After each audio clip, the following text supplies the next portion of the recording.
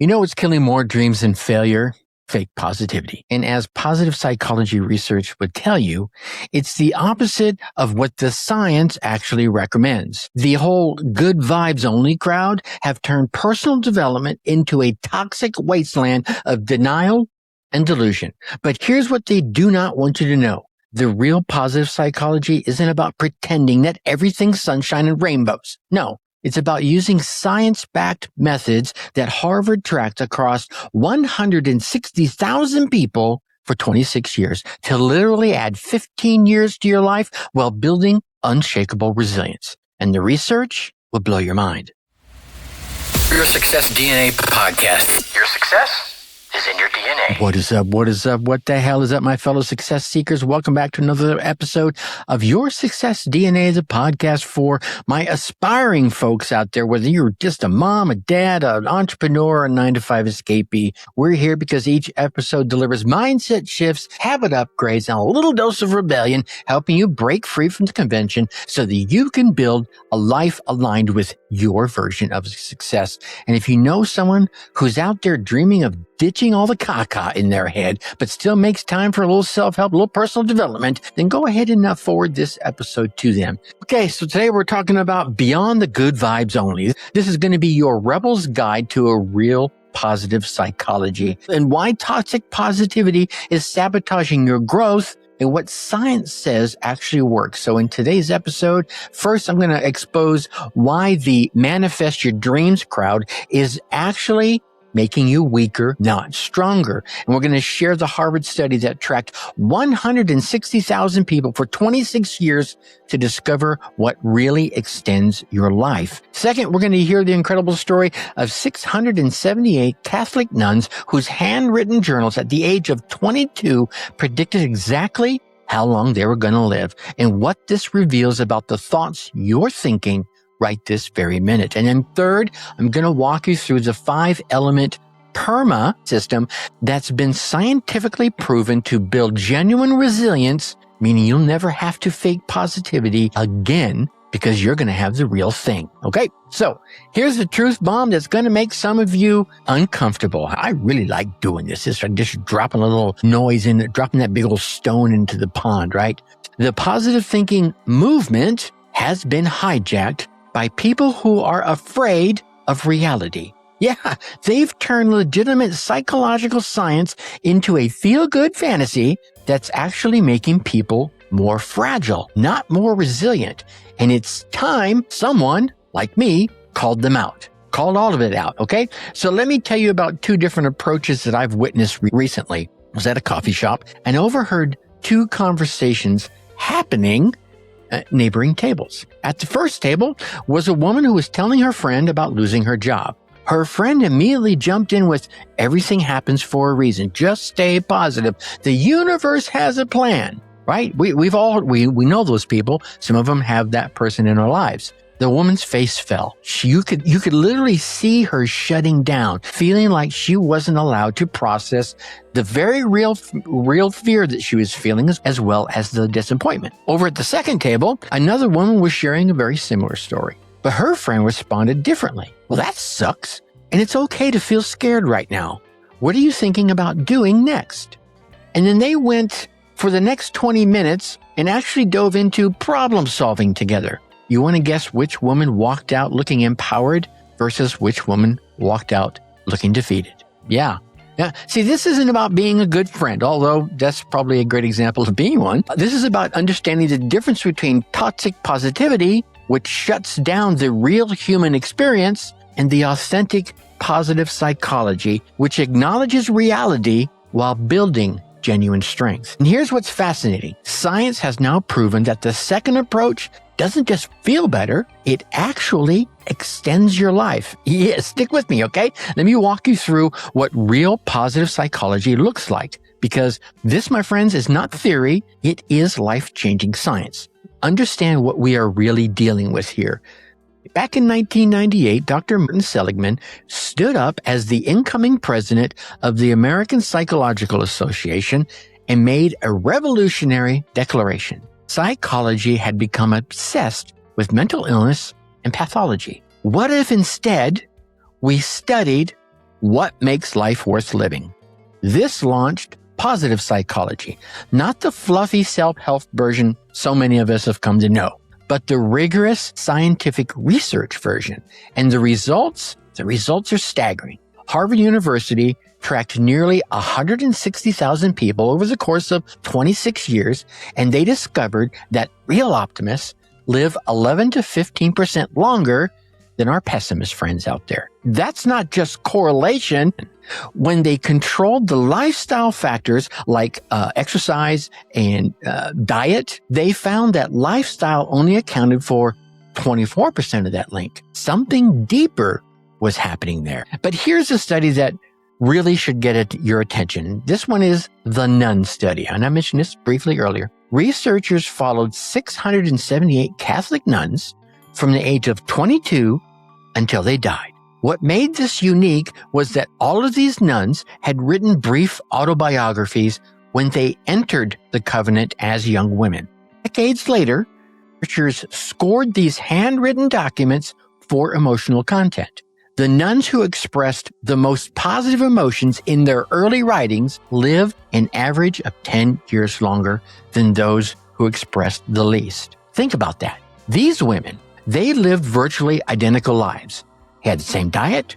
They had the same routine. They had the same health care. The only variable at this point was really, substantively, how they viewed their world as young women, captured in a few paragraphs of their own writing, in their own words. Now, here's how you apply all of this using the PERMA model, P-E-R-M-A. And PERMA stands for the 5 elements that you can actively develop: positive emotion, engagement, relationships, meaning, and accomplishment. Okay, let's go through these. Positive emotion. This is not about forced happiness, ladies and gentlemen. It does include hope, interest, joy, compassion, and gratitude. However, research shows that these emotions literally broaden your thinking, making you more creative and more resilient. This is what psychologist Barbara Fredrickson calls the broaden and build theory.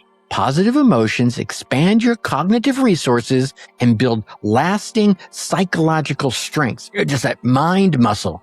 But here's the key. You don't suppress your negative emotions. No. You acknowledge them, and then you consciously cultivate positive ones right alongside of them. Your Success DNA podcast. Your success is in your DNA. You don't pretend that the caca's not there. You spread the caca around and use it, I don't know, as fertilizer, right? Okay, you feel me? All right. Next is engagement. And engagement is about flow. Those movements when you're completely absorbed in something challenging but achievable. This isn't about finding your passion. No, it's about bringing your full attention to whatever it is you're doing right now. So it's not always something you're passionate about, but you're doing it, so you may as well be fully engaged. Next, relationships. And relationships might be about the most crucial element. Harvard's Grant study followed people for over 80 years and concluded that good relationships keep us happier and healthier. Well, duh, Tracy, I could have told you that. Well, yeah, but are you engaged in those fully? Social support doesn't just feel good, it measurably strengthens your immune system. Okay, so find that good relationship. Guess what the opposite means? All right, that's a whole nother podcast topic. Okay, next is meaning, and meaning answers the why question. It's connecting to something larger than yourself. It could be family, it could be a cause, or understanding how your work contributes to something bigger. Viktor Frankl, who survived the Holocaust, called this concept tragic optimism. Finding meaning even in the face of suffering. Yeah, I think this perfectly captures what we're really after. Not the denial of our difficulties, but the resilience through purpose. I call this looking back into my abyss through all the challenging things that have happened in my life. The loss of a daughter, overcoming addiction, the vicious divorce and bankruptcy. There's things to be learned inside there. Meaning, okay?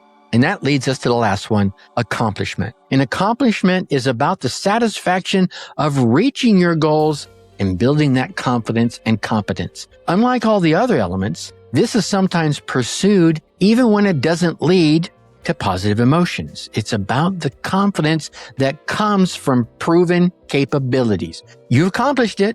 There's a confidence that comes with that, and you've proven your capabilities by that accomplishment.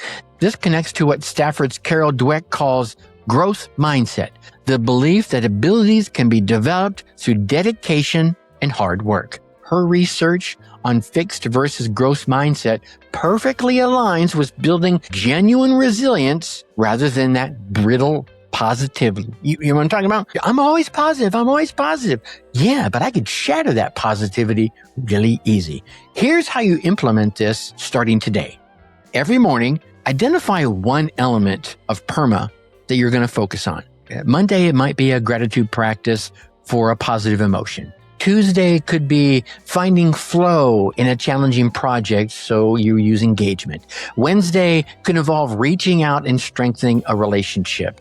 The key is that you're not pretending problems do not exist. You're building genuine psychological resources to handle whatever is going to come your way. And we all know it's going to come your way. So you may as well start prepping yourself for it. This is why Angela Duckworth's research on grit found that passion plus perseverance consistently outpredicts natural talent.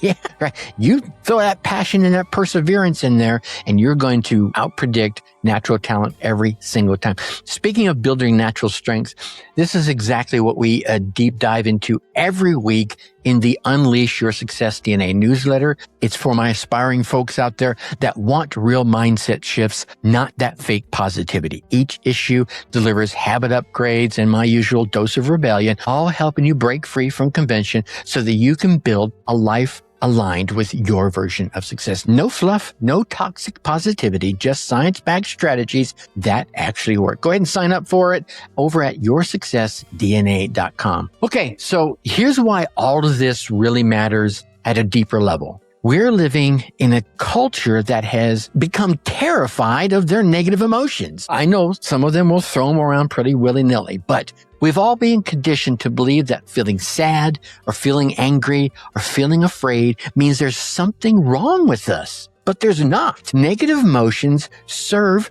crucial functions. They signal problems that need attention. They create motivation for necessary changes, and they provide contrast that makes positive experiences feel more meaningful. Without the bad stuff, the good stuff just doesn't feel as good, does it? The real revolution isn't eliminating your negative emotions. It's developing what researchers call flexible optimism. This means maintaining hope while accurately assessing the situation. When my daughter died, I wasn't trying to hide my pain. I was trying to maintain some level of hope while I assessed the situation. What is this going to do to the family? What I got to do? You know what I'm talking about? All those things that start rushing through your head. It's about building genuine resilience instead of that brittle positivity that is going to shatter the moment that reality whops up and smacks you right in the face or in the back of the head, whatever it might be. This connects to a much larger paradigm shift happening in psychology and neuroscience. They've discovered that the human brain is far more plastic than we ever imagined, or maybe it's elastic, right? Your mindset isn't fixed. It's trainable, but it requires the right approach. It doesn't require just wishful thinking and fake-ass positivity. No, the goal isn't to eliminate negative emotions, but to develop your resilience, to find meaning in difficulties, and to cultivate real positive experiences overall. So, all that said, here's your Whiskered Wisdom for this week. Real strength isn't about never falling down. You are going to fumble. You are going to bumble. You're going to stumble, fall, and faceplant. The real skill, the real strength is about getting back up and getting better at getting back up, dusting yourself off, sometimes wiping the caca off your face. Look, the research is crystal clear. Positive psychology works, but only when it's grounded in reality, in your reality, not fantasy. The nuns who lived the longest weren't the ones who pretended life was perfect. They were the ones who found genuine meaning and joy in a life of service and of sacrifice. Your specific action for this week is to practice what I call emotional honesty with optimistic action. when something difficult happens, and it's going to happen, allow yourself to go ahead and feel whatever comes up, anger, sadness, fear, whatever it is. Don't judge it. Don't rush out to try and fix it. Just acknowledge it. And then ask yourself, what one small step can I take right now to move me toward where I want to be? Look, this isn't about positive thinking. It's about positive action grounded in reality. And that is what actually changes your life. Listen, the world doesn't need more fake positivity out there, right? It needs more people who can face reality with courage and still choose to build something better. That's what real positive psychology is about. Not denying the darkness, but refusing to let it define you or kick your ass. Yeah, you have the science now. You have the tools. You know the difference between toxic positivity and genuine resilience. The question isn't whether it works. Harvard and so many other studies have already proved that it works. The question is, what the hell are you going to do with this knowledge? Your mindset isn't just your attitude.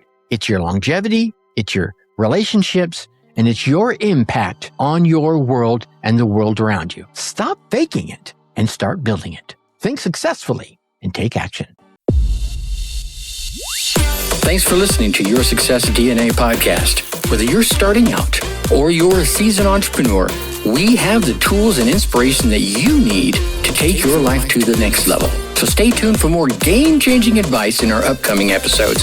And hey, before you go, a quick reminder to check out our past episodes of Your Success DNA for more inspiring stories and practical advice. And if you've loved what you heard, leave us a review and share this podcast with your friends and colleagues. Let's all level up our lives together, shall we? Remember, your success is in your DNA.